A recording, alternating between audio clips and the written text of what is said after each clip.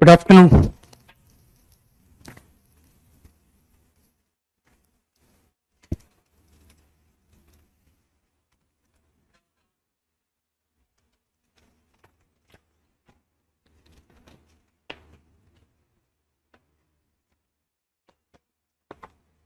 Question number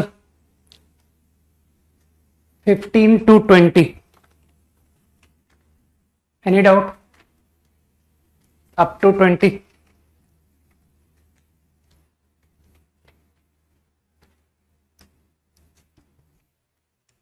$15.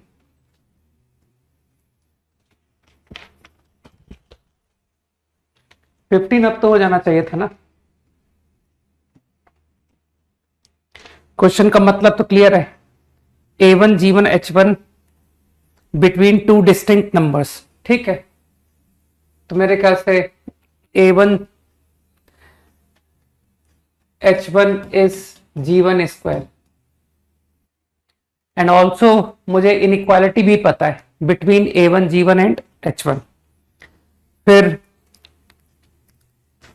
A2 G2 are AM GM HM A2 G2 H2। तो A2 जो है वो A1 और H1 का AM है, ऐसा क्वेश्चन में लिखा हुआ है। G2 GM है,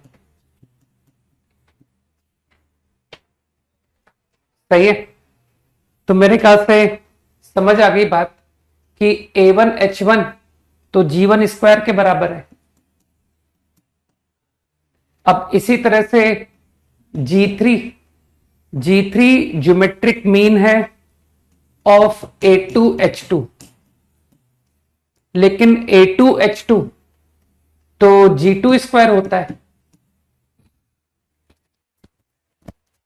दो नंबर का AM GM HM में रिलेशनशिप सबको याद है।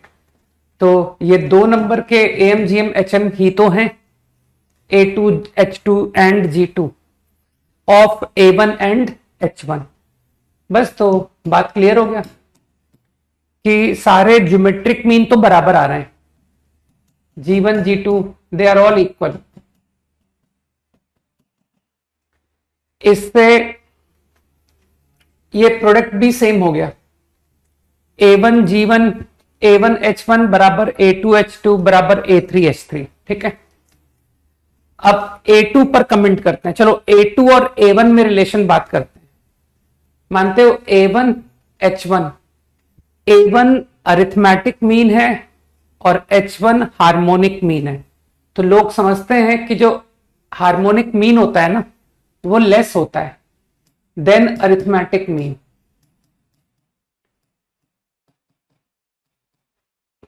तो A2 A1 से लेस है। इसी तरह से बस अब तो बात कंटिन्यू होती चली जाएगी कि A2 plus H2 by 2 is A3।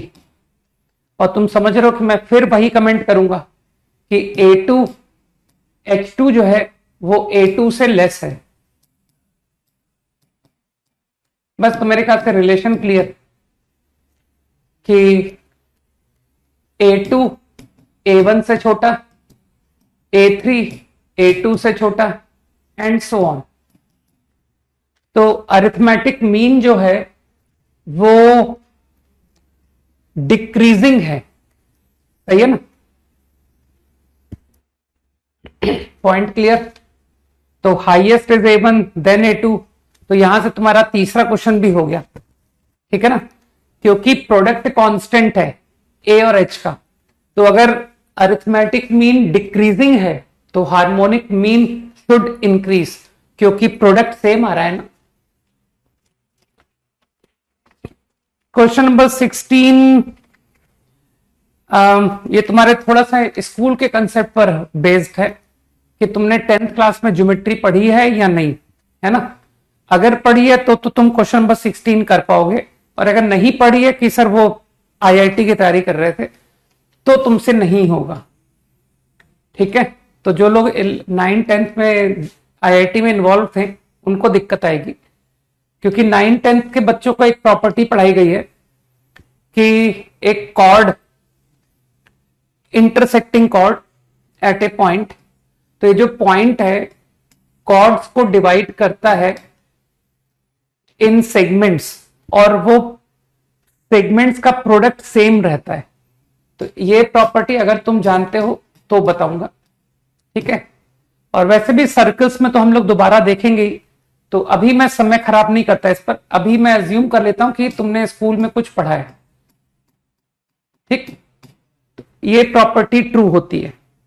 और इवन अगर दो कॉर्ड कहीं बाहर इंटरसेक्ट करते हैं, कि सर सर्कल के बाहर अगर इंटरसेक्ट होता है तो भी प्रॉपर्टी वैलिड है।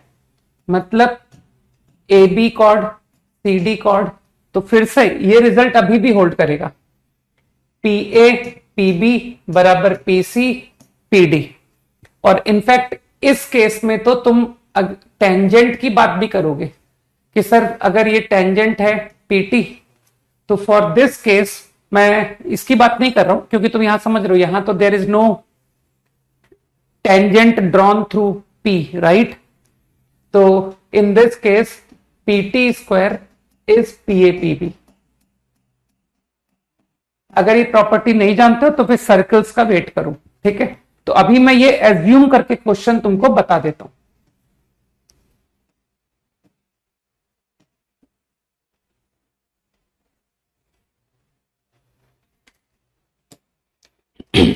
सो यूजिंग दिस प्रॉपर्टी, है ना, a straight line through P, problem को समझते हैं, of triangle P Q R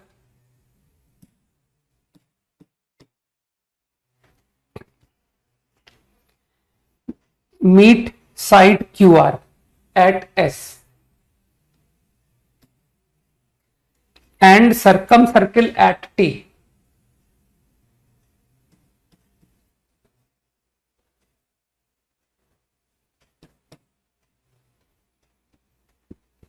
ठीक है, ठीक है। देन PS और ST, PS ST, तो ये 1/PS और 1/ST को देख करके तुम लोग को हार्मोनिक मीन की फीलिंग नहीं आ रही कि 1/PS 1/ST, let's talk about their HM। दो नंबर्स का harmonic mean is less than their geometric mean, ठीक है। S is not the midpoint. अगर ऐसा है तो this is going to happen under root. Positive numbers है ना, तो I can always apply the property AMGM HM। अब PS इंटू ST, तो क्या तुमको क्लिक कर रहा है कि सर अभी अभी आपने जो प्रॉपर्टी बताई थी, यूजिंग दैट मैं कह सकता हूं कि PS इंटू ST बराबर QS इंटू SR। तो this quantity is equal to QS into SR। यहां तक ठीक। अभी अभी प्रॉपर्टी बताई थी। अब I am interested in QR, तो मैंने क्या किया, आई सेड कि QS SR पर AMGM लगाते हैं। This is geometric mean. मैं कह सकता हूं geometric mean is less than arithmetic mean if terms are unequal. Equality में समझते हो ना कि सर वो इक्वालिटी कब होल्ड करती है, जब नंबर्स आर इक्वल। तो QS प्लस SR बाई 2, ठीक है ना। तो बहुत इफेक्टिव यूज है ऑफ द इनइक्वालिटी। अब मानते हो QS plus SR is nothing but QR, तो I got the answer. Option check कर लो। 18th क्वेश्चन, अरे 18th क्वेश्चन तो बच्चों टाइप का है, 17th बता देता हूं, ठीक है। 18th को तो खुद की मदद करो, क्योंकि 18th में जो है ना वो AP लिखी हुई है, ठीक। डरने वालों के लिए ऐसे लैंग्वेज लिखी जाती है, बुद्धू बना के। अभी वो कहता कि A प्लस C बराबर 2B, तो तुम समझ जाते कि अच्छा ये तो AP है। तो उसने तुमको बुद्धू बनाया कि देखें जिन लोगों को करेज नहीं है वो तो इस एक्सप्रेशन को देख के ही क्वेश्चन छोड़ देंगे, सरेंडर कर देंगे कि यार ये क्या लिख के आ गया, AK 2AK -1 माइनस AK -2। और जो करेज वाले लोग हैं वो कहेंगे यार ये तो बुद्धू बना दिया, ये तो AP लिखी हुई है, ठीक है ना। तो A जो है वो AP में है। तो क्वेश्चन नंबर 18 में कोई दम नहीं है, 17th।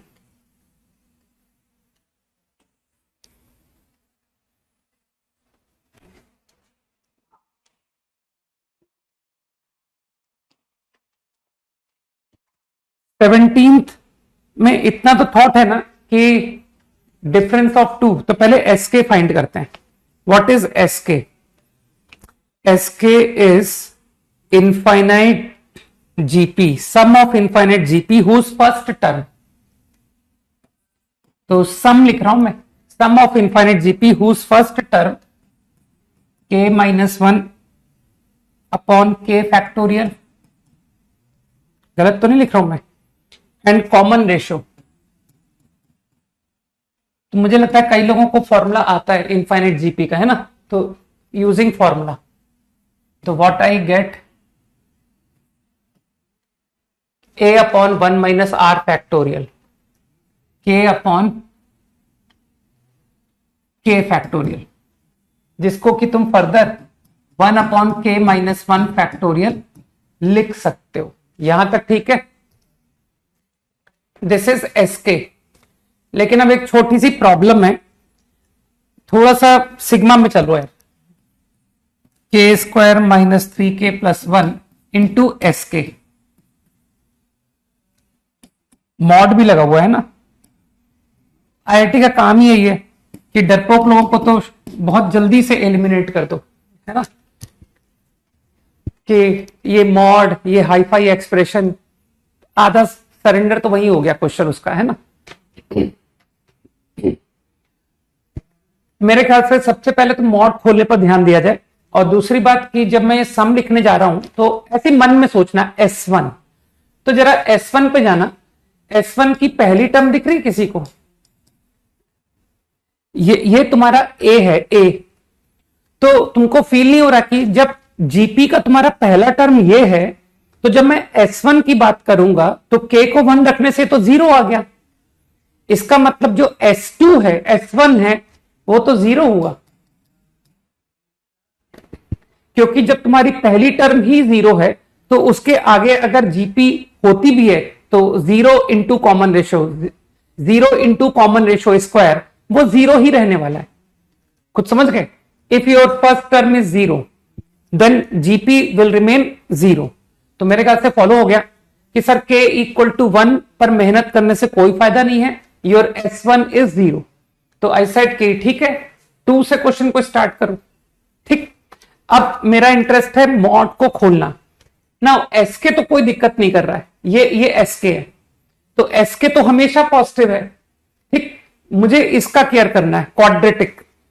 तो बुद्धि लगाओगे अगर, तो इसका वर्टेक्स मानते हो 3/2 है।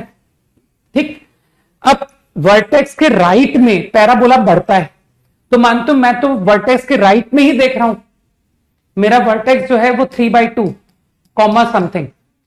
अब देखो bad luck, if I put 2, तो 2 पर वैल्यू देखो कितनी आई, 4 + 1 5 - 6।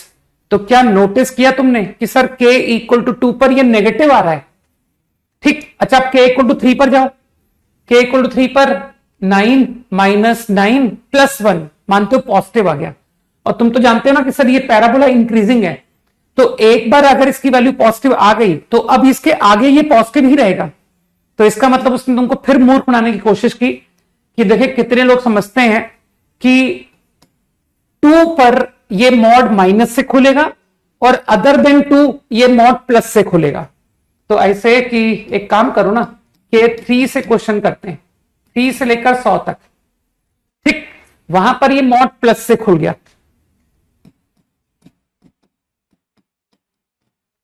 Upon k - 1 factorial.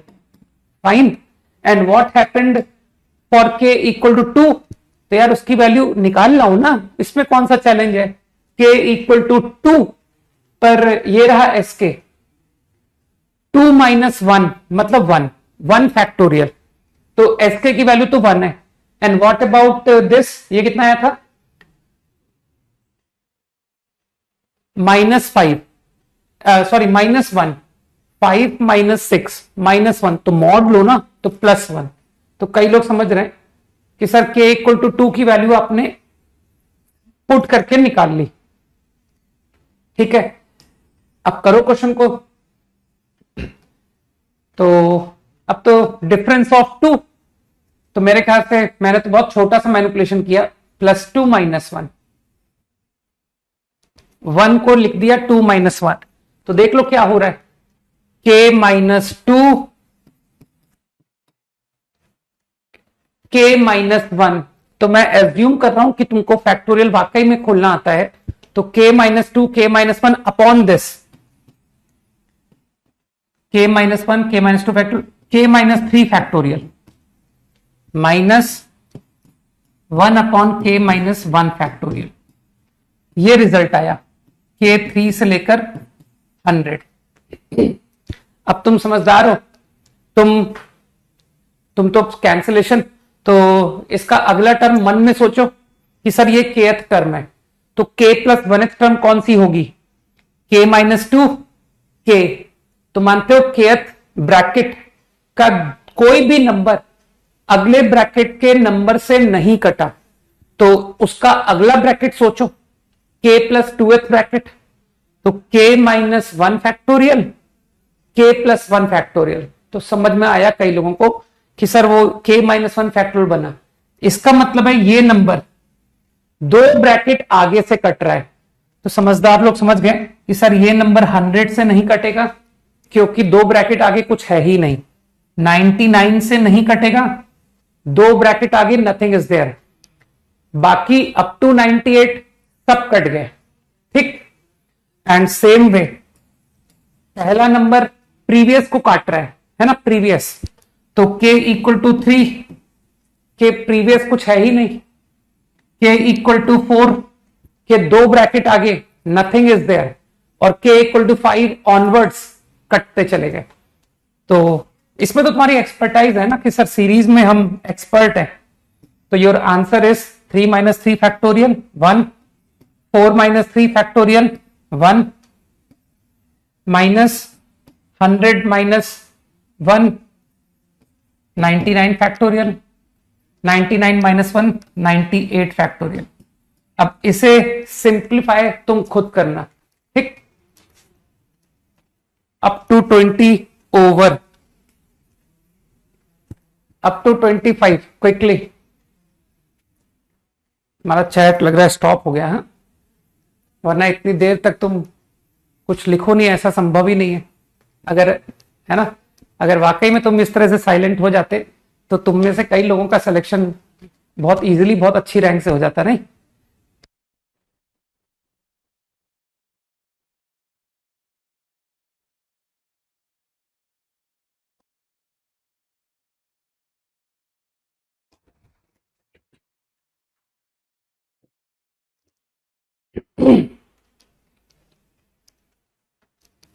वैसे समझ तो मैं गया था कि चैट स्टॉप हो गई, लेकिन बगैर डिस्टरबेंस के पढ़ाने में बड़ा अच्छा लगता है, पता है। मैंने कहा बहुत आराम से बगैर डिस्टरबेंस के बता दो, है ना। लेकिन अब जरूरत है ना, क्योंकि वो डाउट लिखवाने हैं ना तुमसे कि 20 to 25।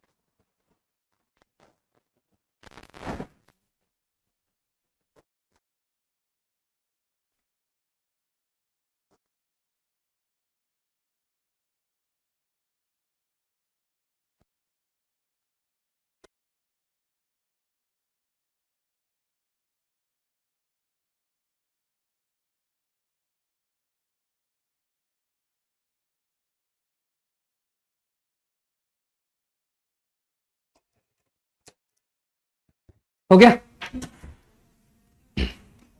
ठीक है, up to 20 clear? 25, 22 and 23 mic तो ऑन है। समझ में आ गया ना? बढ़िया क्वेश्चन था ना? किसी बच्चे ने मुझे भेजा था कि सर वो सिग्मा 2 से होना चाहिए, है ना? तो मेरे ख्याल से वो समझ गया कि k इक्वल टू 1 पर टर्म 0 बन रही थी।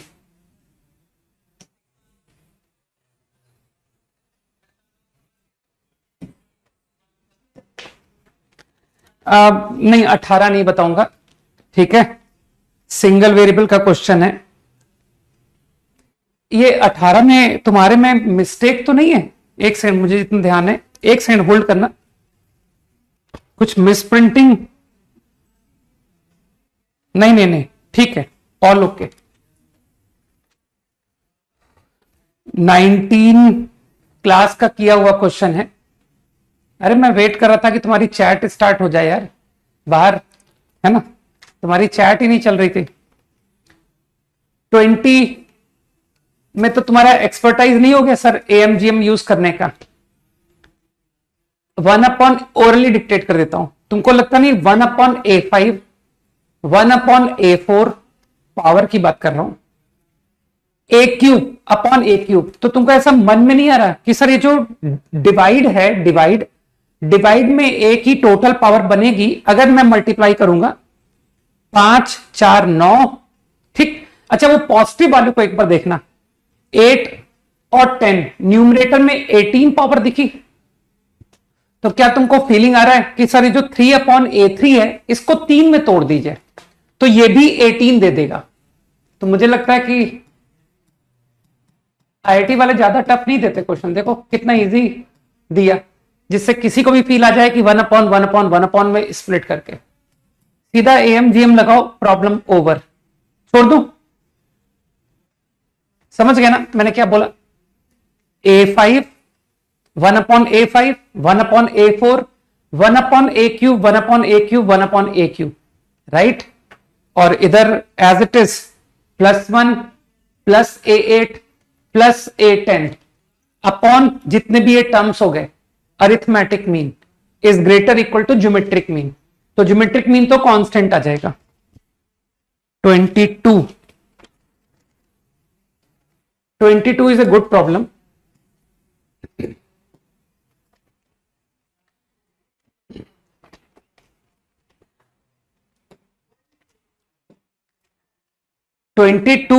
में सबसे अच्छा पार्ट पता क्या है? ये जो -1 की पावर है ना, इसको जरा तुम एक बार पुट करके लिखना शुरू करो कि सर k को 1 दिया, k को 2 दिया, k को 3 दिया।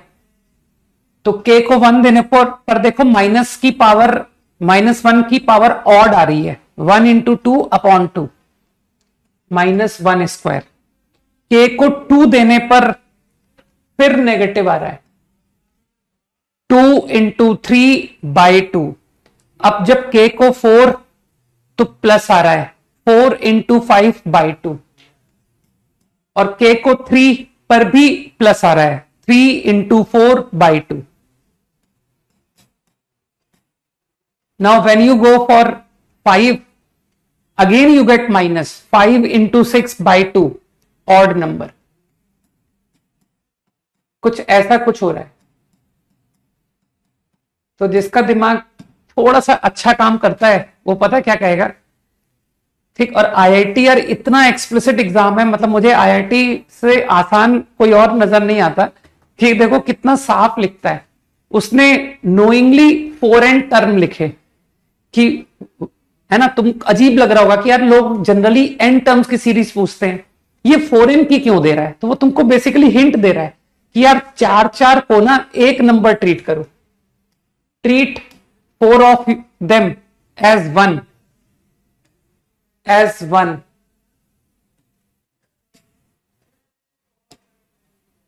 मतलब बहुत हेल्पिंग नेचर के हैं IIT वाले, ठीक है ना? हिंट के साथ होता है क्वेश्चन कि टेकिंग 4 as 1 अगर लिखोगे तो देखना ये AP बनती दिख जाएगी।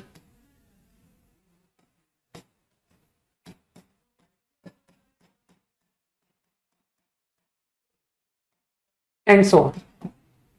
ठीक है, तो अब हर एक जो ब्रैकेट है, मान तो there are n terms now.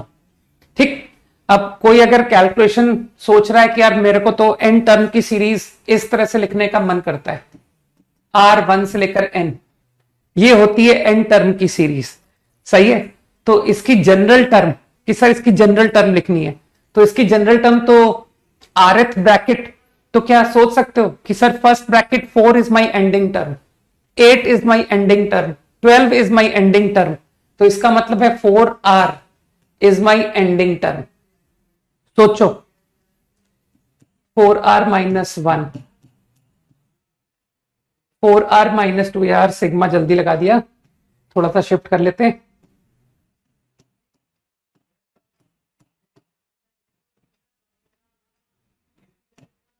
जो लोग होमवर्क नहीं करते आते होंगे उनके लिए कितना मतलब दिक्कत होती होगी नहीं, क्लास को झेल पाना नहीं कि यार ये क्या कर रहे हैं यार, सवाल करा रहे हैं, हम तो थ्योरी पढ़ने आते हैं नहीं। This is your rth bracket, करो इसको, खोलो ब्रैकेट वगैरह खोलो, तो किसी भी दो को क्लब कर लो यार। अरे खोलो ब्रैकेट खोलो, कितना आता I don't know. 4r minus 1, 4r minus 3, अरे a minus B, a plus B, ये तो तुम्हारा काम है, करके दो मुझे।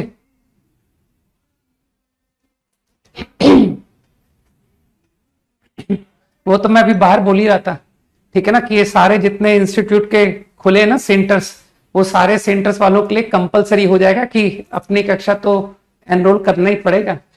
ठीक है, क्योंकि यहाँ जो पढ़ाने वाला बंदा है ना, वो तो हमारे यहाँ कोई है ही नहीं, है ना, in fact in Kota also. Okay, अरे ब्रैकेट खोल के कोई दो ना यार मुझे, कैलकुलेशन इज योर वर्क।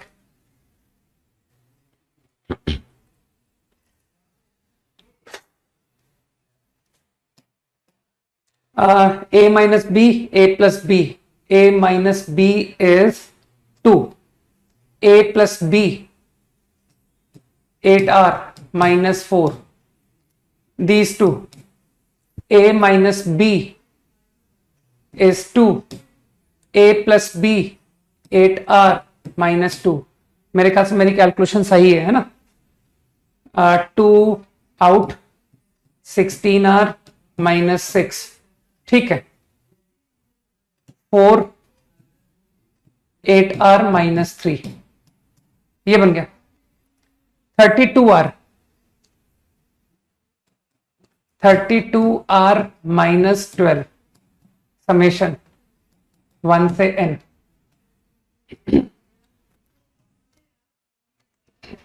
और भी बहुत कॉन्फिडेंस है मेरा, ठीक है ना, कि नॉट ओनली स्टूडेंट्स, टीचर्स के लिए भी बहुत हेल्पफुल है।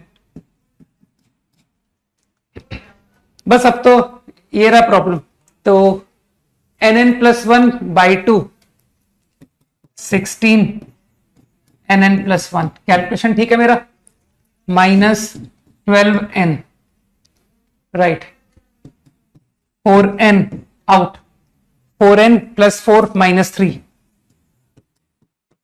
हो, फाइनली सॉल्व कर लिया मैंने, got it, this is your summation.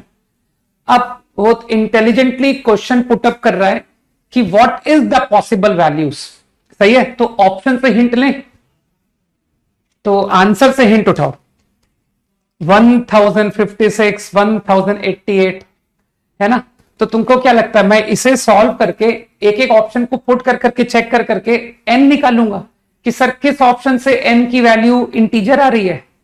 तो ऐसा मैं बिल्कुल नहीं करूंगा।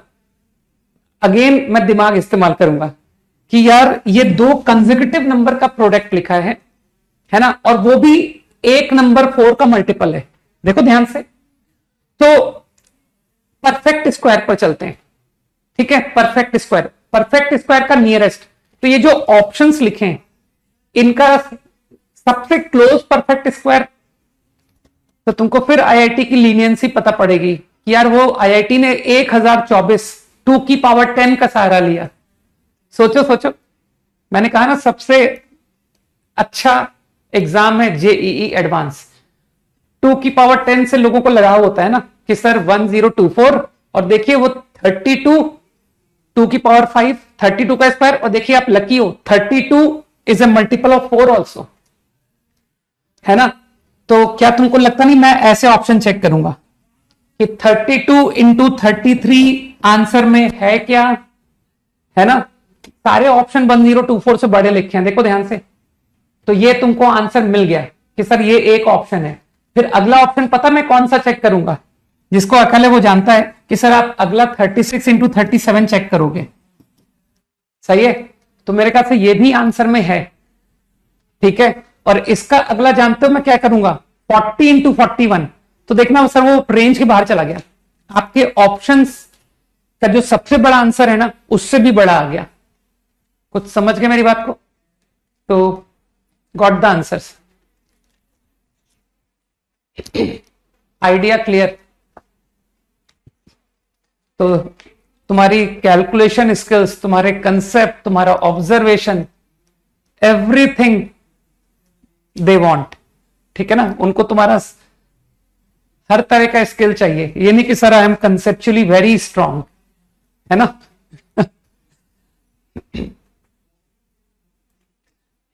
Up to 25 done. 25 या 25 पता बड़ा लल्लू क्वेश्चन है। रुद्र 23rd नहीं यार, इजी था पता है। Arithmetic mean ABC are in GP, और arithmetic mean of ABC is 3 number के एएम की बात कर रहा है वो, 3 नंबर। तो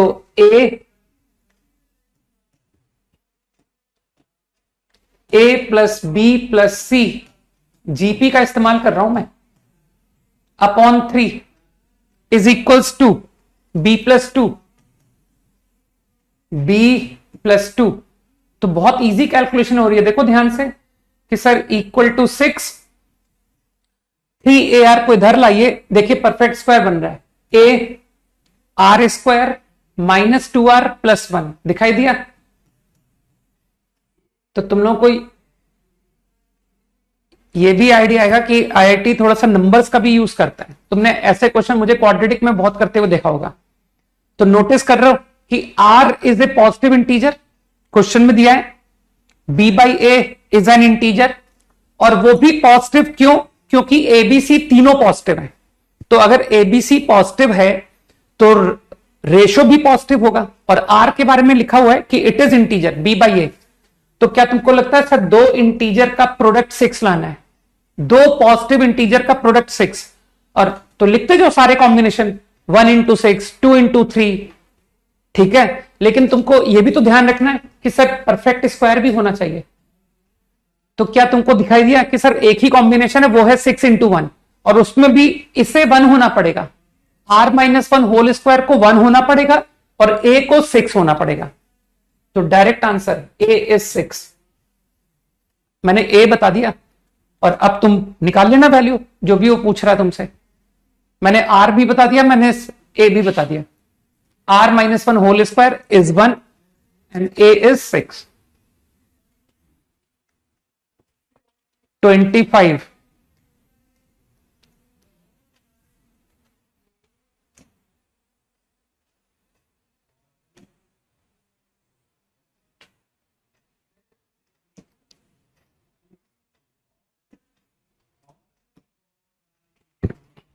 25 में मामूली सा कंफ्यूज कर रहा है तुमको, कुछ भी नहीं, बहुत इजी क्वेश्चन है ना।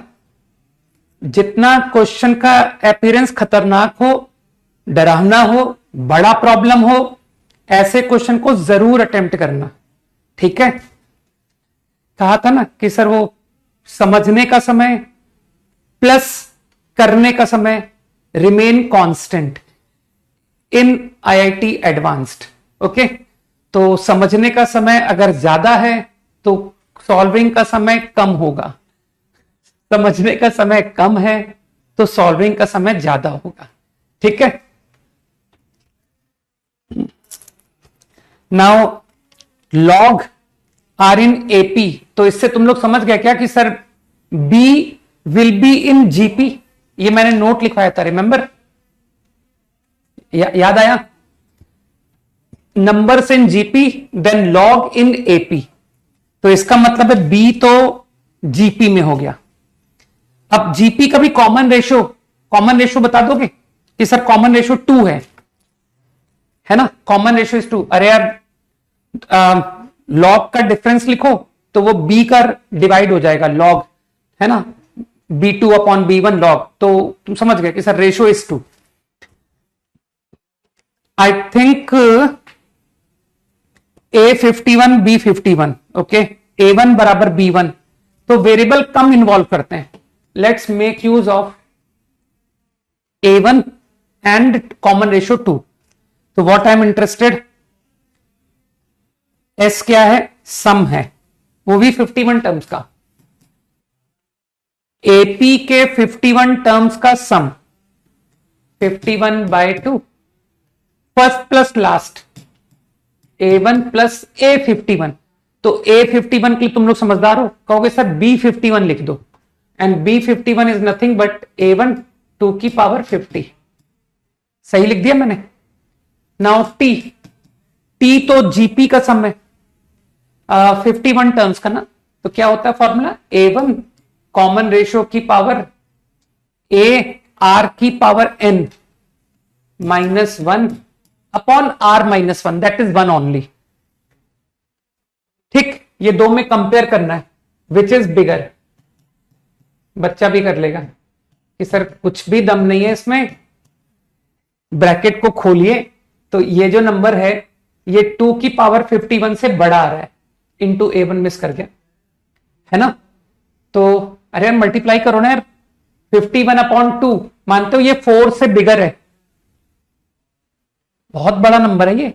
तो क्या इस पूरे प्रोडक्ट को तुम 2 की पावर 51 से बिगर सोच सकते हो? तो अगर ये नंबर 2 की पावर 51 से बिगर है तो इन टोटल ये पूरी क्वांटिटी 2 की पावर 51 से बिगर है, और अगर ये 2 की पावर 51 से बिगर है तो भाई 2 की पावर 51 -1 से तो बड़ा होगा ही ना, समझ गए? तो गारंटी S इज मोर। मैंने तो सिंपली ब्रैकेट खोल के दिखा दिया कि your number is going to be more than 2 की power 51, right? Now A101 B101, अरे बिल्कुल दम नहीं है यार, B101 तो स्ट्रेट है, A1 2 की पावर 100 सही, और A101 एक बात बताओ, वैसे तो मैं कॉमन डिफरेंस की मदद ले सकता हूं कि सर वो A51 की वैल्यू मुझे पता है, A1 इंटू 2 की पावर 50 है ना, ये मुझे पता है, की मदद से आप कॉमन डिफरेंस निकाल सकते हो।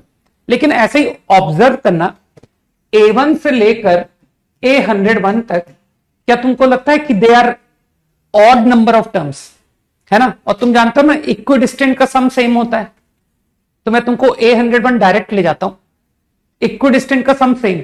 अब इसमें मानते हो मिडिल में एक अकेला नंबर होगा क्योंकि ये ऑड नंबर ऑफ टर्म्स है, तो मिडिल, अगर मैं पूछूं कि इस सीक्वेंस में मिडिल में नंबर, तो यू विल फाइंड कि देयर इज ओनली 1 नंबर, और वो 1 नंबर कौन होगा? पक्का 51 होगा।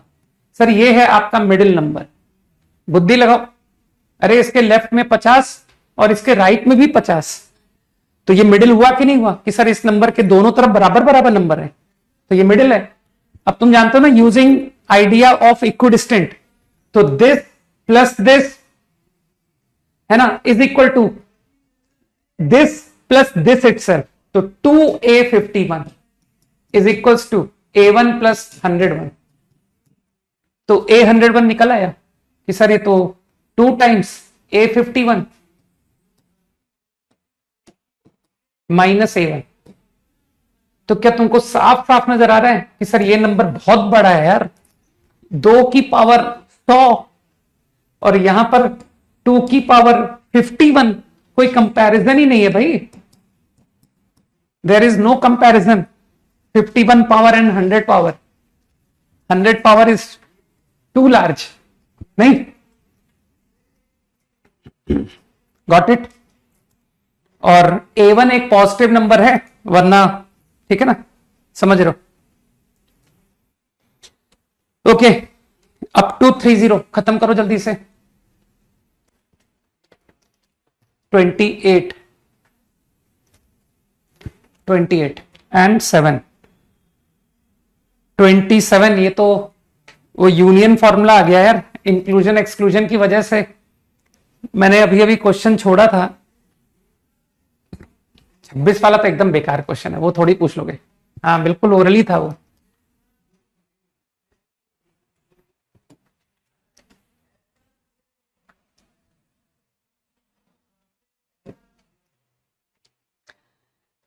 तुमको वेन डायग्राम की थोड़ी सी समझ है क्या?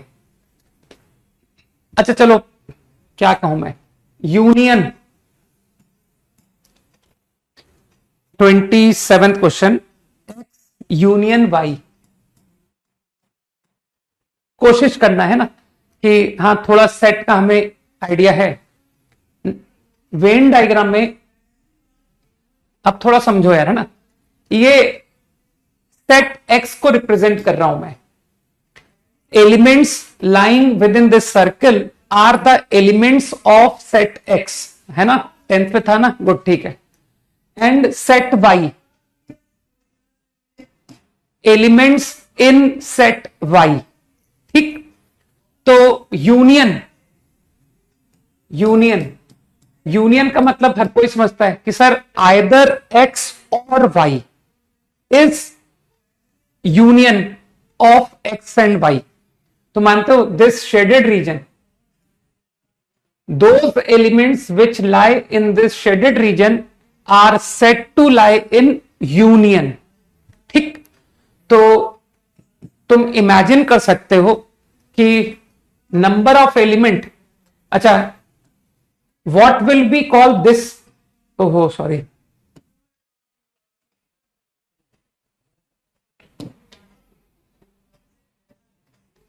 इस रीजन को हम क्या कहेंगे? दिस रीजन, हाँ सही है।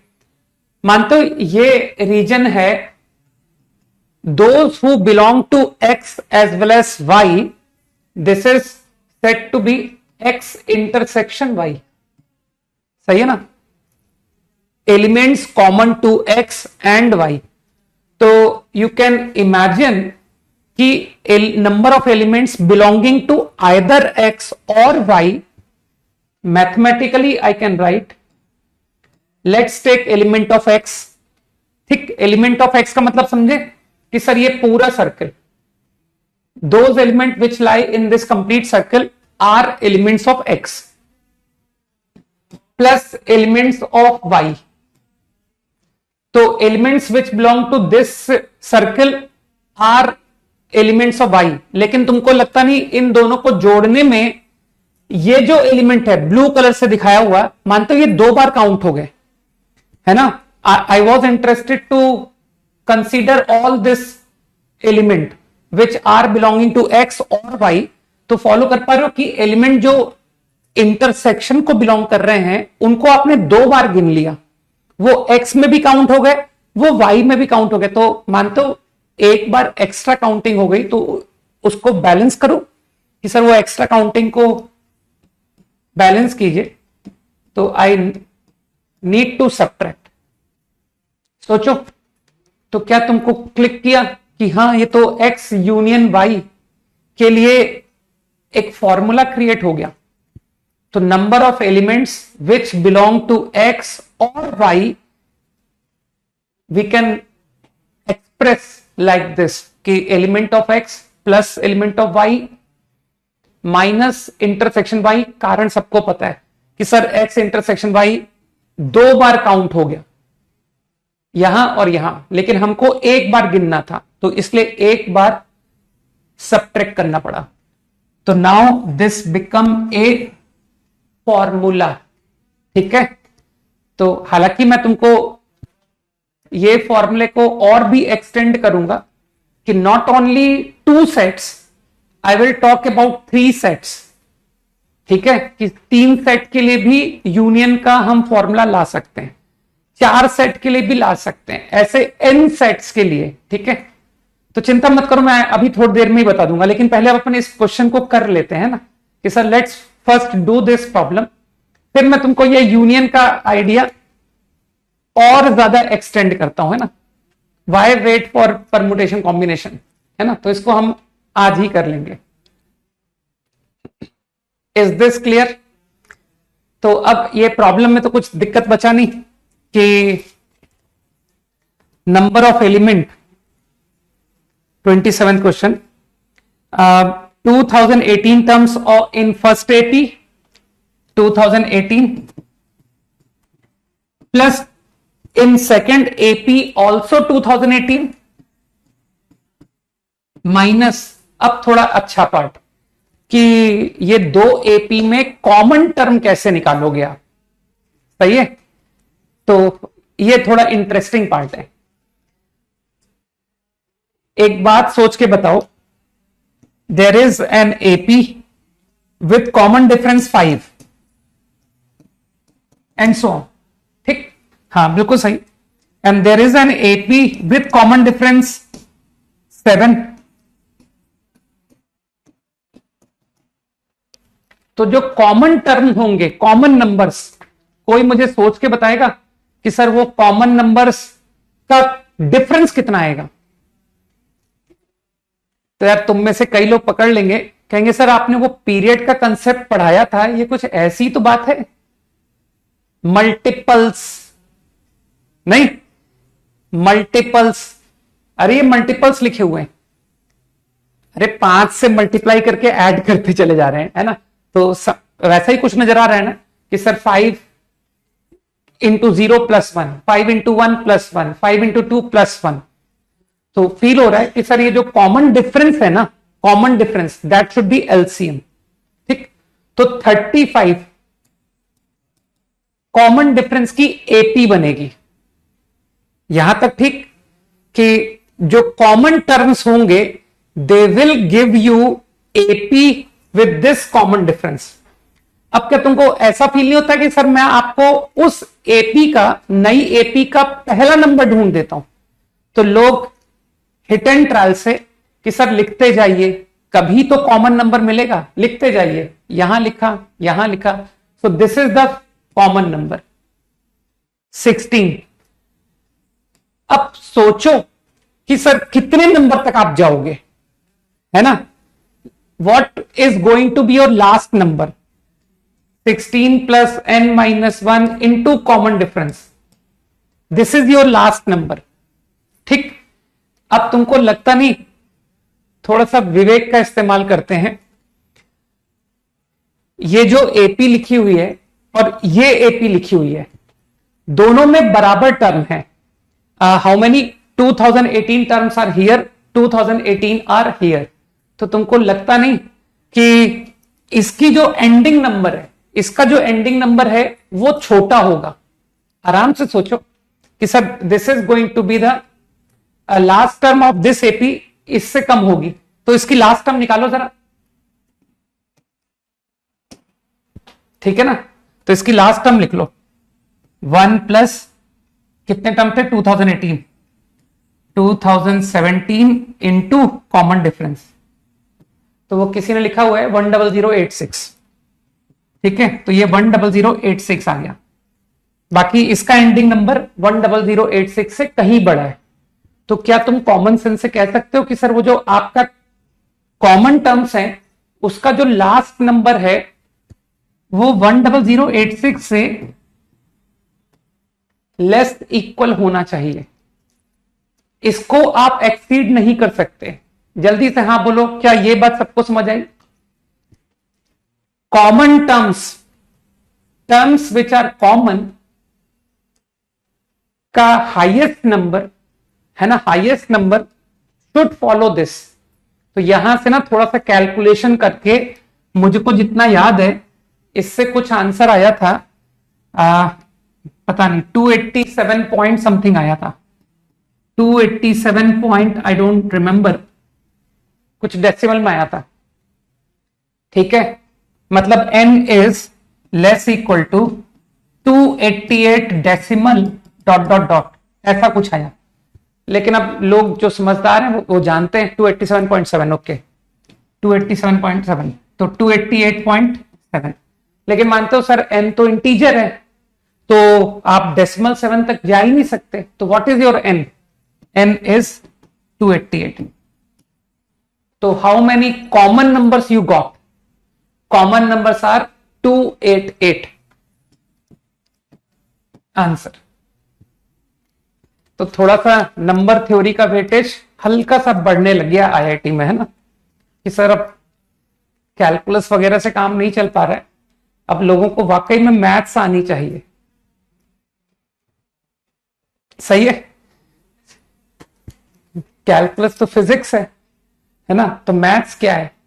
मैथ्स है अलजेब्रा, नहीं?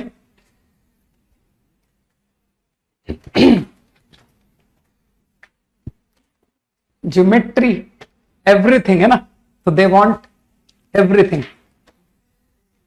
Any other doubt? फिनिश करो जल्दी। 27 इज डन। 28 को तुम लोग कर करके थक नहीं गए कि सर ये सवाल तुम लोग बहुत बार कर चुके हैं? ओरल, ओरल बताऊं यार, अल्फा माइनस बीटा तो मैंने वही डिफरेंस ऑफ रूट तुम जानते हो कि सर आप अल्फा प्लस बीटा और अल्फा बीटा की मदद से निकाल दोगे, तो alpha plus beta whole square minus 4 alpha beta, है ना, तो 5 अल्फा माइनस बीटा √5 आ गया। तो डिनोमिनेटर को खत्म करो, कहना सर वो √5 है, आप इसे माइंड मत करो, an की बात कर रहा हूं, ठीक है। अब तुमको bn में इंटरेस्ट है ना, तो bn को मैंने पता क्या किया था, bn को फॉर कैलकुलेशन पर्पस an-1, और an-1 है अल्फा n-1, तो मैंने इंटेलिजेंटली क्या किया, alpha n-1 and alpha n+1 को तुमको सम करना है, तो मैंने अल्फा n को कॉमन निकाल दिया, 1/अल्फा अल्फा। देखना ये बात समझ आई। And same way beta n 1/बीटा plus beta upon √5, alpha minus beta बेचारा तो √5 है, ठीक। अब तुम अगर क्वाड्रेटिक को नोटिस करो तो तुमको किसी को दिख रहा है कि सर अल्फा इंटू बीटा -1 है? जल्दी से हाँ बोल दो कि सर अल्फा इंटू बीटा -1 है।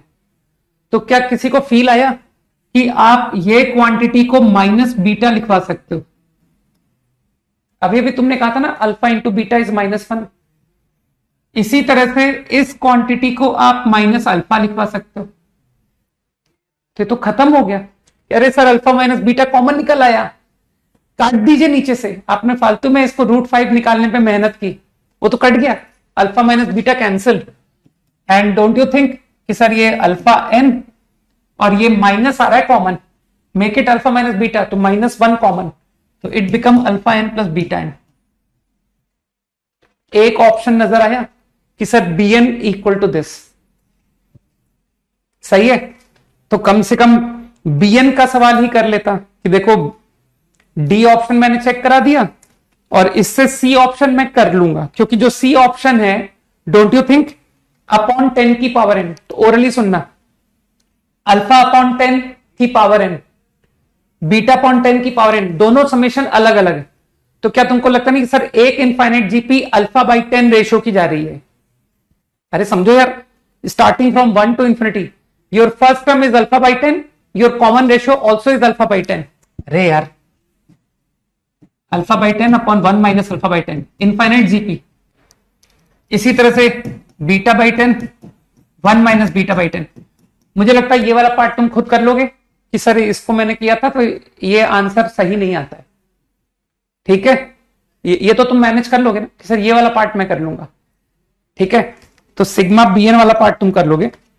अब आई थिंक सिग्मा an का पार्ट, या सिग्मा an का पार्ट तो यही हुआ ऑलमोस्ट सेम, कि I can check for sigma an also, if you can do for sigma bn, तो सिग्मा an वाला पार्ट हो जाएगा। अरे सिग्मा an का तो तुम कर लो कि सर अल्फा बाई 10, 10 ही लिखा है ना, हाँ, alpha by 10 infinite GP. Alpha minus beta तो बाहर पड़ा रहेगा ना यार, माइनस आ जाएगा कि सर इसमें माइनस आ जाएगा, यहां माइनस आ जाएगा, ठीक है, मेरे ख्याल से बात समझ रहे हो कि यहां माइनस आ जाएगा और बाहर 1/√5। वो 1 अल्फा माइनस बीटा तो कांस्टेंट हो गया ना भाई, हाँ 30 पर आ रहा हूं, ठीक है। तो I think you can check a option also. अब इसका पता सबसे इंटरेस्टिंग पार्ट कौन सा था, इसका सबसे इंटरेस्टिंग ऑप्शन है बी, ठीक है ना।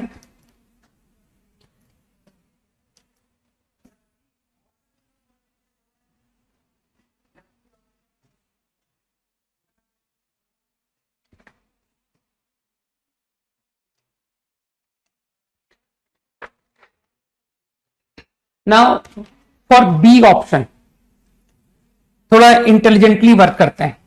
A1 मतलब A1 से लेकर ए कहां तक जाना है, अरे यार AN तक, ठीक। अल्फा एन सिग्मा, अल्फा क्या था ये, रूट्स, ठीक है। Alpha GP,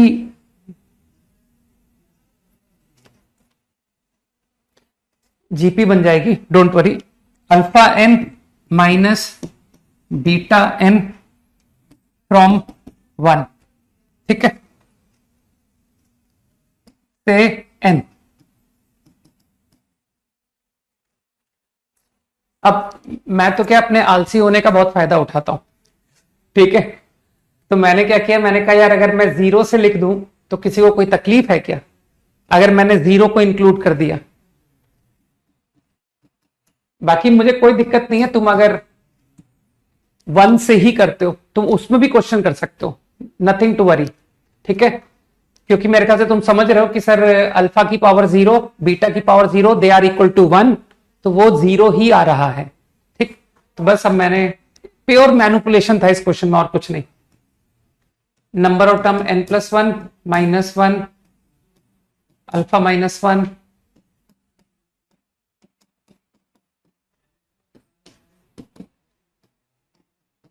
this is √5।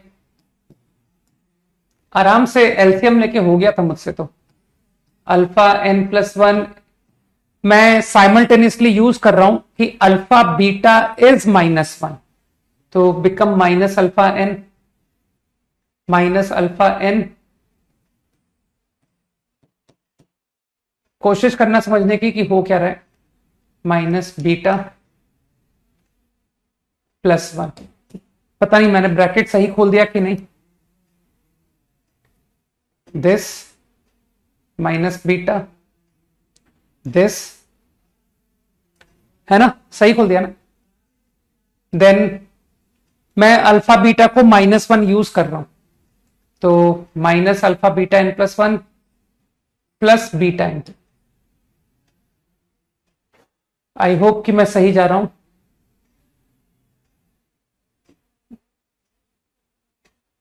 Minus alpha become plus alpha minus beta plus beta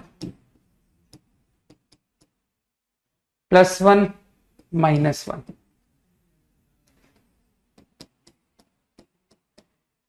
कुछ नहीं किया, बस मैंने एलसीएम लिया, तो कुछ हो रहा है simplification.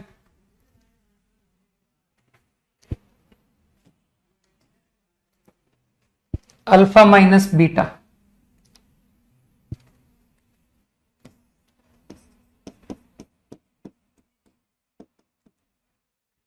Is -1, alpha minus beta is +1।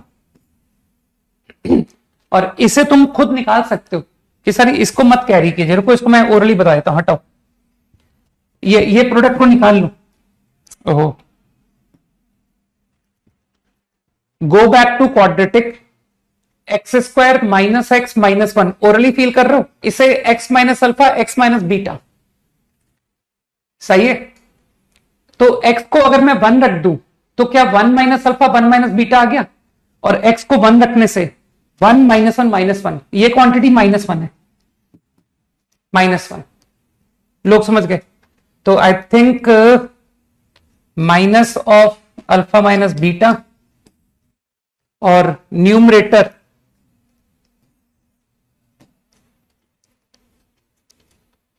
Beta n minus alpha n beta n plus 1 minus alpha n plus 1। तो तुमको आंसर क्या लेके आना है? आंसर किस फॉर्म में लाना है? an plus 2 minus 1। तो an प्लस 2 का मतलब क्या हुआ? Alpha n plus 2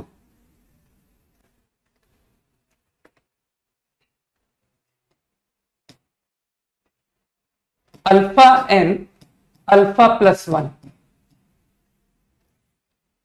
beta n beta plus 1, सही।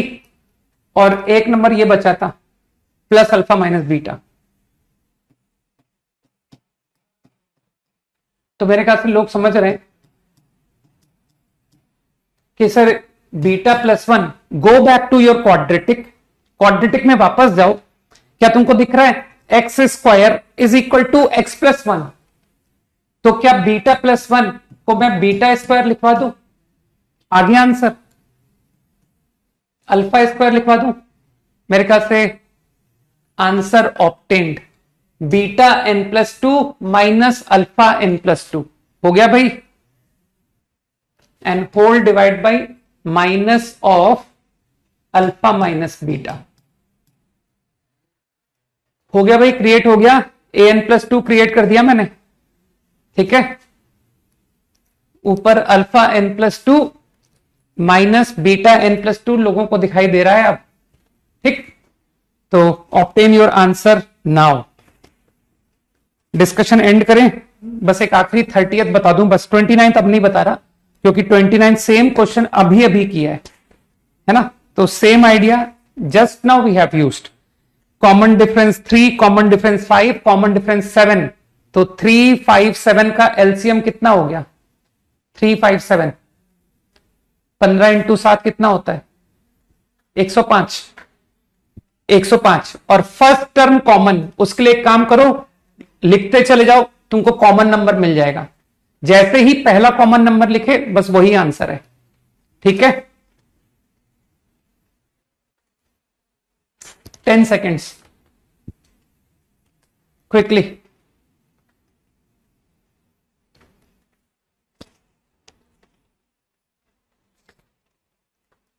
थर्टियथ, तो सीक्वेंस में काफी अच्छे क्वेश्चंस पूछे गए हैं नहीं, क्योंकि उसको आईआईटी को नंबर्स का यूज करने का स्कोप सीक्वेंस में ही मिल पा रहा है।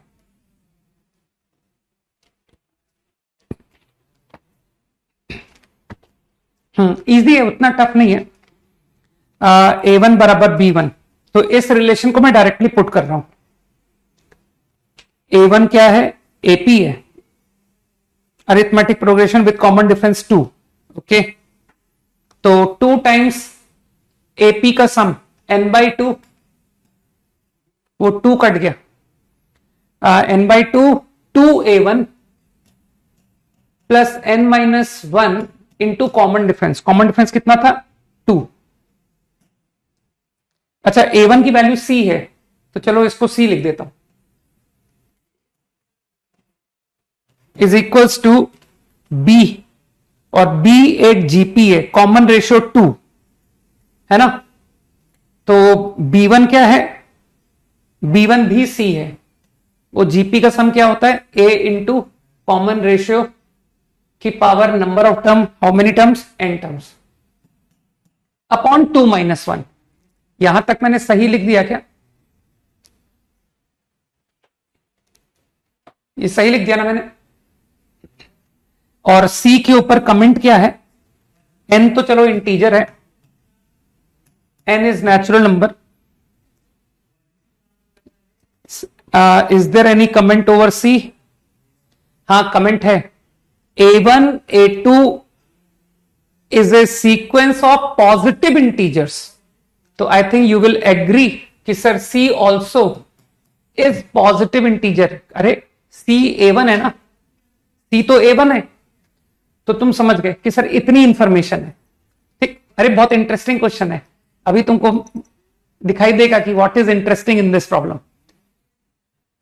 मैंने क्या किया, मैंने C ऑब्टेन किया, फाइंड C। तो थोड़ा कैलकुलेशन बिठाओ ना यार, कुछ कट रहा है क्या? नहीं कट रहा। 2 times n(n-1) and C this side upon 2 की पावर n -1 -2n। देखना ये स्टेप समझ में आया सबको? ये स्टेप समझ में आ गया ना? I obtained C।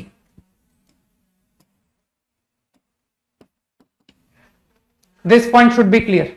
ठीक, अब इंटरेस्टिंग पार्ट अब है कि सर इस क्वांटिटी को नेचुरल नंबर आना है, नीचे इंटीजर ऊपर इंटीजर डिवाइड करके नेचुरल नंबर। ठीक है, तो तुक्के से नहीं कि सर मैंने तो हिट एंड ट्रायल से पुट करके आंसर ला दिया। ठीक, विद रीजन चलते हैं। ऐसा तुमको एक मन में विचार आ रहा है क्या कि एक्सपोनेंशियल जो है वो पॉलिनोमियल के कंपैरिजन में लार्ज नंबर पे तेज बढ़ता है? अरे जैसे मैं 2 की पावर n की बात करूं और n की बात करूं, मानते हो सर n 1 पर 1 आएगा, 2 पर 2 आएगा, 3 पर 3 आएगा, एंड व्हाट हैपेंड विद 2 की पावर n? 2 की पावर 1, 2 की पावर 2, 2 की पावर 3, जंप ले रहा है ना। तो एक बार ऐसे मन में फीलिंग आ रही है क्या कि सर मुझे ऐसा लग रहा है कि आपका जो न्यूमरेटर है ना, आफ्टर सम टाइम आपके डिनोमिनेटर से छोटा हो जाएगा? ऐसी ऐसी मन में एक विचार आ रहा है कि नहीं? लॉन्ग जंप बताया था ना, हाँ, तुम लोग तो स्कूल में देखते हो ना लॉन्ग जंप। तो तुम लोग को स्कूल में एक्सपोनेंशियल अगर जंप लेते ना तो तुम्हारी जंप जो है ना काफी लॉन्ग हो जाती, और तुम समझ पा रहे हो ना कि सर बस हम लोग वहां क्या पॉलिनोमियल जंप ले पाते हैं। तो you understand I think my point, कि एक मन में विचार आ रहा है कि ये क्वांटिटी जल्दी ही 1 से छोटी हो जाएगी, और जैसे ही ये 1 से छोटी हुई मेरा इंटरेस्ट खत्म। राइट, कि सर तो लेट अस ऑब्टेन n। मैं वो n फाइंड करने की कोशिश कर रहा हूं जब this is going to hold. सोचो, मेरा इंटरेस्ट इसी में है ना कि सर ग्रेटर इक्वल टू 1 कब है, क्योंकि जैसे ये 1 से छोटा हुआ तो वो n मेरे इंटरेस्ट के बाहर। अब तुम समझ रहे हो कि सर आराम से इसको क्रॉस मल्टीप्लाई करो, अगर ये पॉजिटिव है तो इसे पॉजिटिव होना पड़ेगा, वरना C पॉजिटिव कैसे आएगा? तो ये पॉजिटिव है। अब जिन लोगों को अकल है, वो जो लोग मुझे पहचानते हैं, वो पता मुझसे क्या कहेंगे कि सर अब आप पता क्या करोगे, अब आप सिमिलर फंक्शंस को इकट्ठा करोगे, पॉलिनोमियल एक तरफ, एक्सपोनेंशियल एक तरफ। उसके बाद मैं क्या करूंगा? आफ्टर दैट मैं क्या करने वाला हूं, सोच के बताओ। इस तरह के रीअरेंजमेंट के बाद व्हाट नेक्स्ट? देखें किसको आइडियाज ध्यान रहते।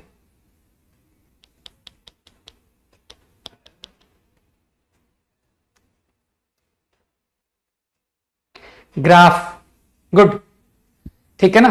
तो those who are saying graph, Priyam, Suheb, है ना, अभिनव, क्योंकि तुम जानते हो कि डिसिमिलर फंक्शंस को मैंने हमेशा ग्राफ से टैकल किया है ना। मेरे पास ये कोई क्वाड्रेटिक थोड़ी है जो मैं सॉल्व कर दूंगा, है ना। तो I think now I need to take use of graph, और तुमको ग्राफ तो तुम्हारी, है ना, जो लोग कैलकुलस पढ़ रहे हैं उनसे ज्यादा स्ट्रांग है नहीं। 2 की पावर n सीख रखा है graph, right. 2n square plus 1, वो y equal to x square 1 plus 1 यहां से पास करेगा, सही। ये जीरो स्लोप है, मानते हो ना सर, वो 2x स्क्वायर प्लस 1 का जो स्लोप है x बराबर पर 0 पर 0, तो ये नीचे से निकलेगा ना कि सर ये नीचे से निकला, ठीक। अब you he hit and trial, ठीक, हिट एंड ट्रायल। जरा x को 1 डालना, 2 + 1 3, 2 की पावर 1 इज 2। तो तुमको दिखाई दिया कि सर 1 पर तो ये इससे आगे चला गया। सर n = 1 पर आपकी पैराबोला की वैल्यू ज्यादा है एक्सपोनेंशियल से, सही है? या थोड़ा ज्यादा बड़ा करके बना दिया ग्राफ मैंने, है ना? तो अब मुझे बताओ, क्या तुमको लगता है 2 की पावर n का ग्राफ, ये 2 की पावर n का ग्राफ है, अगले पेज पे बना दूं?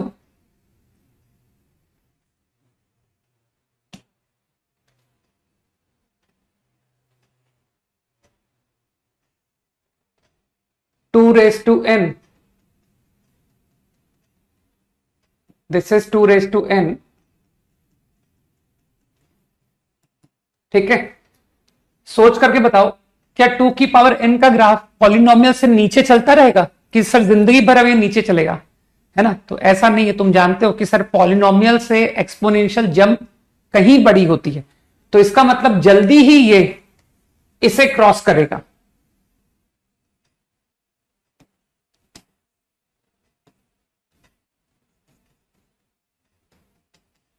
और एक बार अब क्रॉस हुआ तो अब एक्सपोनेंशियल फंक्शन हमेशा ऊपर चलने वाला है, सही है? तो इनइक्वालिटी क्या थी तुम्हारी? 2 की power n is less than equal to, ये थी इनइक्वालिटी। तो क्या तुमको ग्राफ से दिख रहा है कि सर डॉटेड ग्राफ नीचे कब तक है? तो लोगों को दिख रहा होगा कि सर ये है वो रीजन, यहां से लेकर यहां तक, ठीक है? यहां से लेकर यहां तक, ठीक। और क्या तुमको हिट एंड ट्रायल से दिख रहा है कि ये जो पॉइंट है ये 1 2 की पावर 1, तो n = 1 पर तुम्हारा एक्सपोनेंशियल फंक्शन नीचे आ चुका है। तो ये जो भी नंबर है ना, ये 1 के राइट में है। तो और अब ये नंबर की बात करो कि सर ये कौन सा नंबर है, तो हिट एंड ट्रायल से जाओ, कब 2 की पावर एक्सीड करेगा, है ना? कि सर मुझे तो इंटरेस्ट इस नंबर में, तो इससे तुमको दिख रहा है ना कि सर ये तो बहुत छोटी रेंज हुई कि केवल आप n maximum up to here तक जा सकते हो, ठीक है? तो ऐसे हिट एंड ट्रायल 2 की पावर 6 64, 36 इंटू 2 72 प्लस 1 73, ये बड़ा है, सही है? 2 की पावर 7 128, 2 इंटू 49 प्लस 1। तो क्या तुमको समझ में आया कि एक्सपोनेंशियल फंक्शन 7 पर बिगर आ चुका है? तो ये जो भी पॉइंट है ये 7 से छोटा है, क्योंकि 7 पर ये वैल्यू एक्सीड हो चुकी है। तो ये जो भी कट है ना, ये 6 और 7 के बीच का नंबर है। तो ये जो कट है, this is something 6 point something. तो क्या तुमको फीलिंग हुआ कि सर मुझे n क्या क्या चेक करने? Less than equal to 6 only. तो यार अब मैं बताऊं क्या करो, अब तो तुम n को पुट कर करके कर लो कि go back to your expression यहां, और इसमें n की वैल्यू पुट करते जाओ कि सर 6 के ऊपर नहीं जाना है आपको। इसमें कौन सी वैल्यू है जिससे ये आंसर नेचुरल नंबर आ रहा है, तो तुमको जल्दी मिल जाएगा। ज्यादा हिट एंड ट्रायल करना ही नहीं, मैंने तुमको हाईएस्ट n बता दिया 6। तो n is the natural number 1 2 3 4 5 6, जिसमें लोग 1 को रखेंगे नहीं कि सर 1 पे तो 0 आ रहा है, ठीक है? तो 2 से लेकर 6 तक के नंबर ट्राई करो तो आंसर मिल जाता है। Got it? Now I am happy, क्योंकि मेरे ख्याल से अब हमारा काफी डिस्कशन का बैकलॉग हमारा ठीक हो गया है ना, कि सर बहुत सारा अभी ट्रिग्नोमेट्रिक इक्वेशन है, अभी एसओटी है ना? तो अब मैं थोड़ा कंफर्ट फील कर रहा हूं, क्योंकि अब मैं तुमको जो होमवर्क दिया करूंगा that will be from SOT. Trigo equation तो बहुत हल्का चैप्टर है, ठीक है, तो उसको धीरे धीरे करके कवर कर लेंगे। ये 2 चैप्टर पुराना चैप्टर हो गया था ना यार, तो इसका डिस्कशन एंड करना जरूरी था नहीं।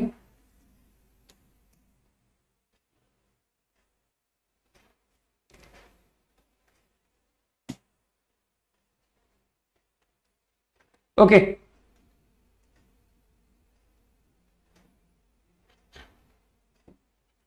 तो लास्ट क्लास हम कुछ आर के फॉर्मूले मैंने लिखवाए थे, remember?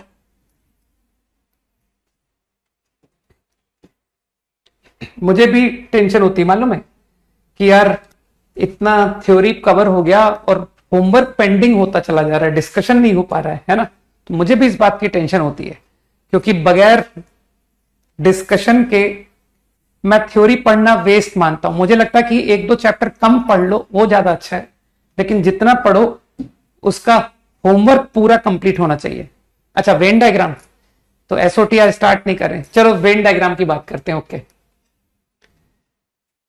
I think I told you the formula for A union B. Okay, universal set, right? A set, B set, तो चलो कुछ अच्छी चीज सीखते हैं जो बहुत काम आएगी। Number of element in A union B I just derived. Okay, तो let's take it as formula Na plus Nb minus A intersection B। Remember, take it as formula, इसको रट लो। अब बात को एक्सटेंड करते हैं कि सर ये तो 2 सेट के यूनियन का रिजल्ट हुआ, ठीक है? तो मैं तुमको अपना कहने का तरीका तुमको क्लियर कर देता हूं। मेरा सोचने का तरीका कैसा है मैं तुमको बता देता हूं। तुम इस आइडिया को ऐसे भी सोच सकते हो कि सर हमको इंटरेस्ट है एलिमेंट्स जो ए या बी में बिलोंग करें, ठीक? तो हम इसको ऐसे सोच सकते हैं कि जो कोई भी एक एलिमेंट है, बहुत ध्यान से सुनना, बहुत इंपॉर्टेंट बात है, ठीक है? और ये आगे जाकर के आगे आने वाले चैप्टर्स में बहुत काम आने वाला है, ठीक है? स्टार्टिंग फ्रॉम परमुटेशन कॉम्बिनेशन, ठीक? पीएनसी प्रोबेबिलिटी में ये कुछ ज्यादा ही इंपॉर्टेंट हो जाता है, इस पर बहुत क्वेश्चन पुटअप होते हैं, और तुम देख रहे हो सीक्वेंस एंड सीरीज में भी कितना इंपॉर्टेंट दिख रहा है। तो मैं किसी भी एलिमेंट को जब सोचता हूं ना, तो मैं ऐसे सोचता हूं कि वो एलिमेंट एग्जैक्टली 1 सेट को बिलोंग करे या exactly 2 set, because right now I am talking about 2 sets, ठीक? कि sir element belongs to exactly 1 और एग्जैक्टली 2, ठीक? तो एग्जैक्टली 1, तो जब मैंने Na लिखा, Na प्लस Nb, ठीक है? तो Na प्लस Nb, तो इसमें सोचो सर, इसमें वो एलिमेंट जो एग्जैक्टली 1 को बिलोंग कर रहे हैं, in this quantity Na plus Nb। अपना सोचने का तरीका थोड़ा सा चेंज कर रहा हूं, मैं कह रहा हूं कि एलिमेंट ए या बी में किसी एक को तो बिलोंग करना ही है, तो 2 संभव है। किसी भी एलिमेंट के ऊपर बात की जाएगी तो 2 संभव है, एक वो किसी एक को ही बिलोंग कर रहा है या वो 2 को बिलोंग कर रहा है, A B, out of A B, ठीक? तो those who belong to exactly 1, वो ये एलिमेंट्स है। सर ये रीजन है जो सिर्फ ए को बिलोंग हुआ, सिर्फ बी को बिलोंग हुआ, ठीक? तो मानते हो elements which belong to exactly 1 इस एक्सप्रेशन में एकदम सही काउंटिंग हो गई। ऐसा एलिमेंट जो एग्जैक्टली 1 को बिलोंग हुआ है वो इस एक्सप्रेशन में करेक्टली काउंट हुआ है, ठीक है? अरे Na खाली ब्लू थोड़ी है, Na तो पूरा है, इतना पूरा Na होता है। मैं तुमसे बस इतना पूछ रहा हूं कि क्या वो एलिमेंट जो एग्जैक्टली 1 को बिलोंग हो रहे हैं, दे आर काउंटेड करेक्टली और नॉट? तो योर आंसर इज कि yes, they are counted correctly, क्योंकि ये है वो एलिमेंट जो एग्जैक्टली 1 को बिलोंग कर रहा है, और यहां के एलिमेंट सिर्फ Na में आएंगे, ओनली Na। इसी तरह से ये एलिमेंट जो सिर्फ बी को बिलोंग कर रहे हैं वो सिर्फ Nb में आएंगे, तो they are counted correctly. Now I ask you, what about elements which belong to exactly two sets? भाई एग्जैक्टली वन वाले तो तुमने जोड़ लिए, अब मैं एग्जैक्टली टू वाली बात कर रहा हूं, जो ए को एज वेल एज बी को। तो क्या तुमको लग रहा है कि सर वो गलत है? They are counted here, they are again counted here, कि सर इसमें और इसमें दोनों जगह हैं वो। सही है ना? कि सर ये वाले एलिमेंट आपने दो बार गिन लिए, वो यहां भी है वो यहां भी है, तो इसका मतलब है वो दो बार काउंट हुआ, तो एक बार घटा दो। ठीक है? तो जस्ट मैं तुमको एक सोचने का नजरिया बताया था कि एलिमेंट के पॉइंट ऑफ व्यू से सोचो, it belong to exactly one, it belong to two. ठीक, 5 सेकेंड्स। अब जरा तीन सेट्स की बात करते हैं। Universal set, okay, A set, B set, C set. तो मेरा क्वेश्चन फिर से वही है,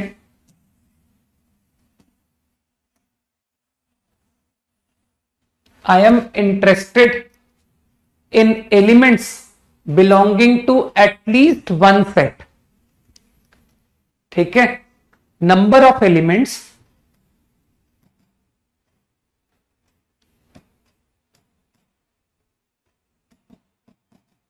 lying in belonging to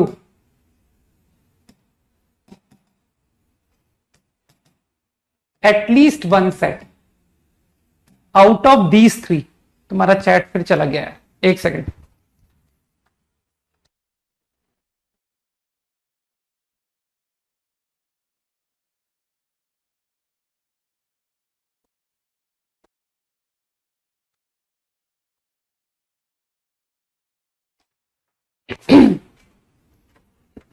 ठीक है? At least one set of A B C. तो मैथमेटिकली तुम समझ पा रहे हो कि mathematically belonging to at least one is A union B union C. यही होता है ना? I am interested in element which are in at least one of A or B or C। तो तुमको रीजन तो समझ में आ गया होगा कि सर कुछ ऐसा, ये है वो एलिमेंट।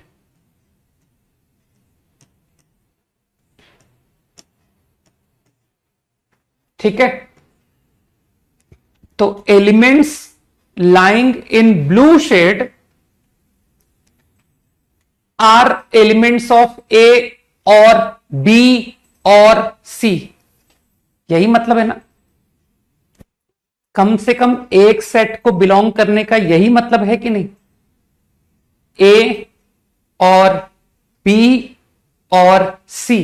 ठीक?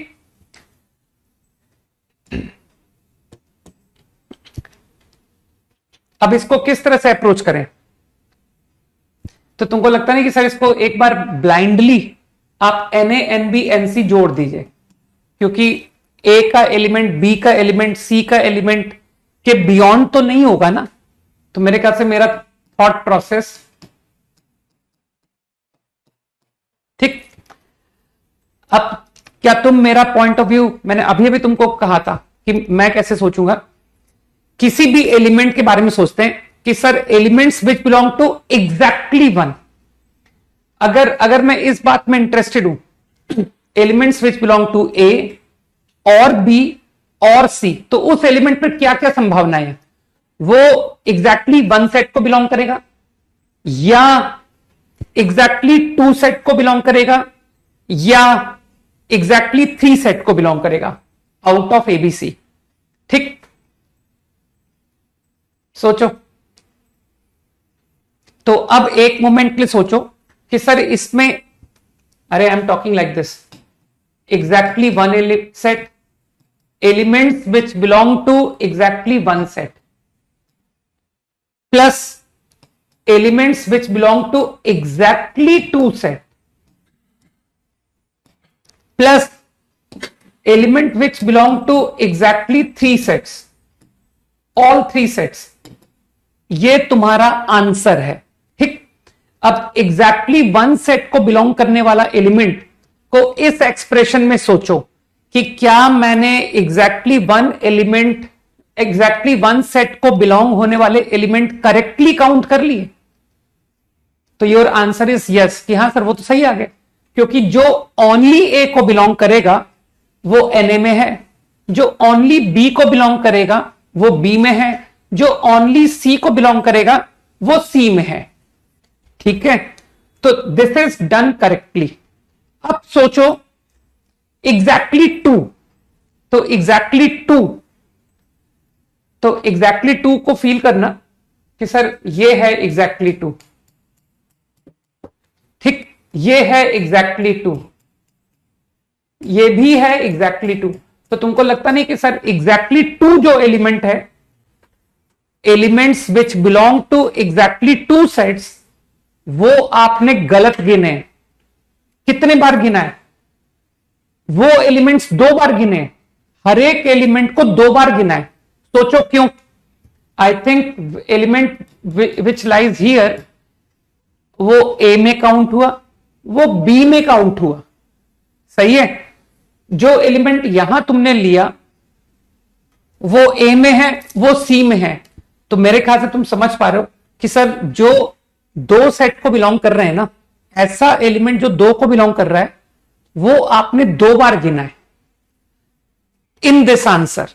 तो उसको एक बार रिमूव करूं मैं कि सर एक बार एक्स्ट्रा काउंट हो गया? तो मैं एक्स्ट्रा काउंटिंग को रिमूव करने जा रहा हूं।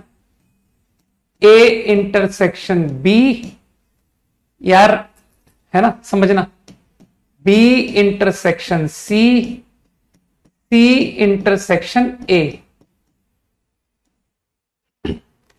अब तुम तो बस इतना समझो कि elements which are counted, which are belonging to exactly one set are correctly counted here. Elements which belong to exactly two sets वो दो बार गिने थे, जिसमें आपने एक बार हटा करके अब वो करेक्ट कर दिया कि सर आपने एग्जैक्टली टू सेट्स को बिलोंग करने वालों की काउंटिंग अब सही कर दी। ठीक है, कि नाउ इट बिकम परफेक्ट। ये शेड को एक बार गिनना था, अब वो एक बार हो गया कि हां अब वो करेक्ट हो गया। अब think about exactly three sets, element which belong to exactly three. In this कितने बार काउंट हुआ? यहां पर वो कितने बार काउंट हुआ? मानते हो हर एलिमेंट जो तीनों को बिलोंग कर रहा है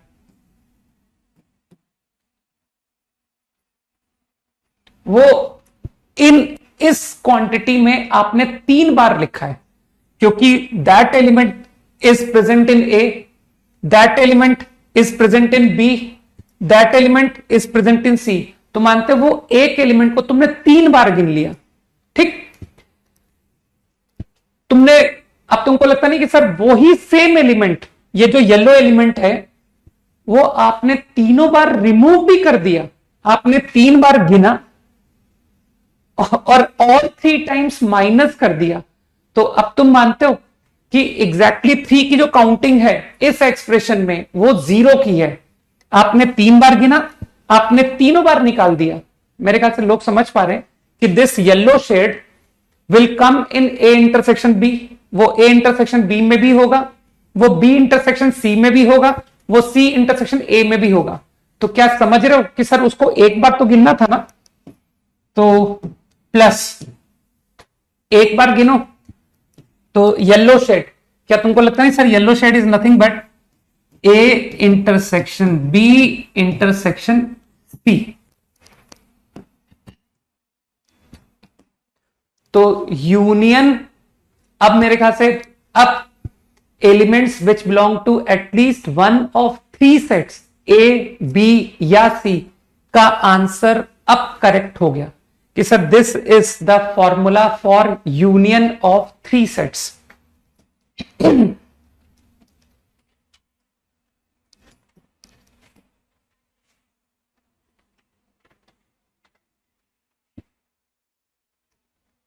इंपॉर्टेंट, ठीक है। आगे मेरी मुश्किल आसान हो जाएगी, है ना। पीएनसी में मैं फट से बोल दूंगा कि यार ये फॉर्मूला तुम जानते हो ना, यूनियन ऑफ थ्री सेट्स, ठीक है। हाँ, मुझे लग रहा है इसको नेक्स्ट क्लास में ले जाना पड़ेगा, लेकिन मैं चाह रहा था कि मैं तुमको एक सीक्वेंस एंड सीरीज के क्वेश्चन का आइडिया इस थॉट से दे देता। लास्ट क्लास में एक क्वेश्चन किया था हमने, याद है, 1/3 की पावर आई, 3 की पावर जे, 3 की पावर के। उसके लिए मैं तुमको ओरल हिंट दे दूंगा, ठीक। सोच करके बताओ, क्या तुमको लगता नहीं कि ये जो Na है ना, हाँ ये फॉर्मूला है, ये याद करना है। मैं अभी तुमको n इवेंट्स का फॉर्मूला लिखवाऊंगा, चिंता मत करो, ठीक है। ये जो फॉर्मूला है ना, तुमने 3 सेट के लिए याद किया ना, तुमने 2 के लिए किया ना, मैं तुमको n नंबर ऑफ सेट्स के लिए याद करवाऊंगा, ठीक है। तो उसके लिए मैं कुछ अच्छा तुमको आइडिया दे दूंगा, चिंता मत करो, ठीक है। तो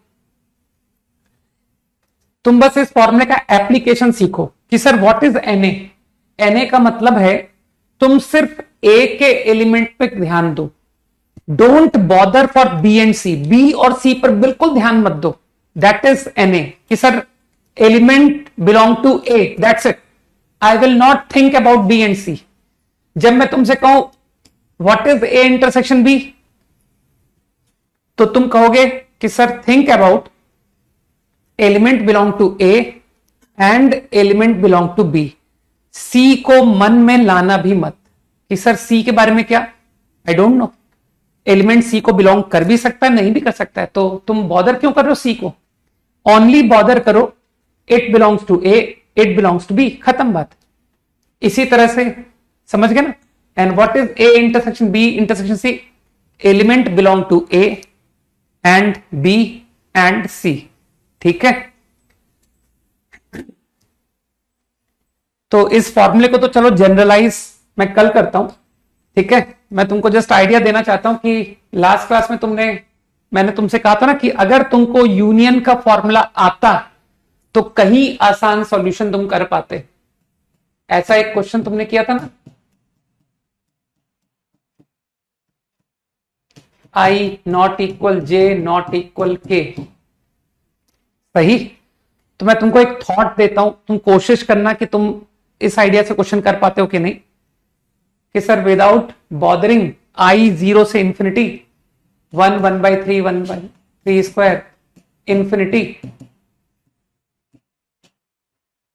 for I for J for के, ठीक। इसमें वो केस घटाते हैं, ठीक है। तो मैं किसको घटा रहा हूं, कोशिश करोगे तो समझ पाओगे। आई बराबर जे को मैं ए बोल रहा हूं, एलिमेंट जिसके लिए आई और जे बिलोंग बराबर है वो ए सेट है, ठीक है। इसी तरह से जे बराबर के जिसके लिए है वो बी सेट है, जिसके लिए के बराबर आई है वो सी सेट है। तो मानते हो कि सर इस आंसर में आप पता किसको घटाओगे, what is wrong in this answer. इस आंसर में गलत है आउट ऑफ दीज 3 अगर कोई एक भी अकर हुआ तो दैट इज रॉन्ग,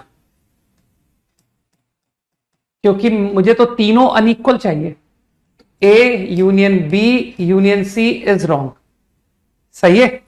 तो अब तुम इसका क्रिएट करो कि सर व्हाट इज Na का मतलब है आई एंड जे आर इक्वल, है ना। तो क्या तुमको लगता नहीं कि sir I and J are equal, अगर आई 3 की पावर 0 है तो जे भी 3 की पावर 0 है। एंड व्हाट अबाउट के, कहना सर डोंट बॉदर, के कैन टेक 3 की पावर 0, 3 की पावर 1, 3 की power 2, any value up to infinity. Now I and J equal to 3 की पावर 1 भी हो सकता है, 1/3 की पावर 1। तो this is I this is J also. तो क्या तुम फील कर पा रहे हो? कई लोग फील कर पाएंगे मेरी बात को। Till infinity. तो ये जो ब्रैकेट मैंने लिख दिया है ना, ये ब्रैकेट आंसर है Na कि सर यही तो Na है। Na मानते हो? Na NB का भी यही आंसर आने वाला है, NC का भी यही आंसर आने वाला है। तो मैंने तुमको Na बता दिया, मैंने तुमको NB बता दिया, मैंने तुमको NC बता दिया, ठीक है। ये वैल्यू डालने वाले हो ना कि sir Na plus NB plus NC, तो 3 टाइम्स ऑफ दिस, ठीक। एंड अभी फॉर्मूला कंप्लीट नहीं हुआ, सर A इंटरसेक्शन B। तो जिसको अकल है वो कहेगा अरे यार A इंटरसेक्शन B कराएगा तो IJ के तीनों इक्वल हो जाएंगे, लेकिन फॉर्मूला तो पूरा लिखोगे ना कि sir A intersection B, B intersection C, C intersection A, ये सब A intersection B intersection C के बराबर आ रहे हैं। तो कुछ लोग समझ पा रहे हैं कि ये फॉर्मूला बन रहा है Na plus NB plus NC minus A intersection B minus B intersection C minus C intersection A plus A intersection B intersection C। तो ये पूरा term -2 times A intersection B intersection C बन रहा है। मैं तुमको यूनियन का expression दे रहा हूं, थोड़ा सा हाई फाई बात कर दी है मैंने, लेकिन कोशिश करना तुम समझ जाओगे कि सर आप ना ये यूनियन फॉर्मूला, मैं इस एक्सप्रेशन की वैल्यू लिखवा रहा हूं तुमको। तो दिस इज सिग्मा Na, ये रहा Na plus NB plus NC minus A intersection B intersection से, अरे समझो यार A इंटरसेक्शन B जो है ना वो A intersection B intersection C के बराबर आ रहा है, ठीक है। तो उसकी मदद से मैंने ये लिख दिया है ना। एंड व्हाट इज दैट कि सर वो तो बिल्कुल भी आसान है, तीनों 3 की पावर 0 है, तीनों 3 की पावर 1 है,